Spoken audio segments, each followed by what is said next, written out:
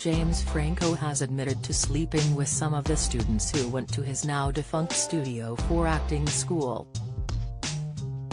Speaking on Sirius XM's The Jess Cagle Show, he said, "Over the course of my teaching, I did sleep with students and that was wrong. But it's not why I started the school and I wasn't the person that selected the people to be in the class. So it wasn't a master plan on my part." The actor was accused of sexual misconduct by two of the school's former pupils in 2019. Sarah Tyther Kaplan and Tony Gall alleged that James had engaged in sexually charged behavior towards female students. However, the actor's lawyers had previously described the claims as false and inflammatory. The star agreed to pay $2.2 meters (£1.6 million) to settle the legal case, according to documents filed in Los Angeles Superior Court. James stresses that during the certain instances in which he did sleep with his students it wasn't with anybody in that particular class, added that he was in a consensual thing with a student and I shouldn't have been.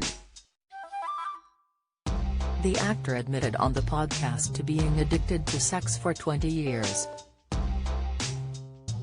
"It's such a powerful drug," he said.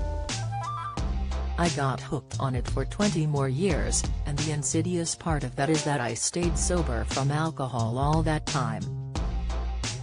I went to meetings all that time. I even tried to sponsor other people. And so in my head, it was like, oh, I'm sober. I'm living a spiritual life. Where on the side, I'm acting out now in all these other ways. And I couldn't see it." In the podcast interview, James revealed he'd been in recovery from sex addiction since 2016 and has been doing a lot of work since the allegations and changing who I was. "I didn't want to hurt people," he said. During the sexual misconduct case, students claimed they were victims of fraud for paying for the acting school while being sexually objectified and intimidated. Discussing the claims, James said, "In 2018, there were some complaints about me and an article about me, and at that moment I just thought, I'm gonna be quiet. I'm gonna pause. Did not seem like the right time to say anything.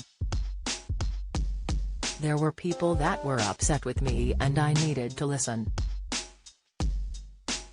James also touched on the allegations in an interview on The Late Show with Stephen Colbert.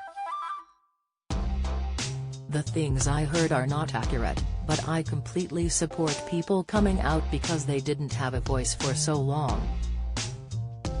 I don't want to shut them down in any way. I think it's a good thing and I support it," he said.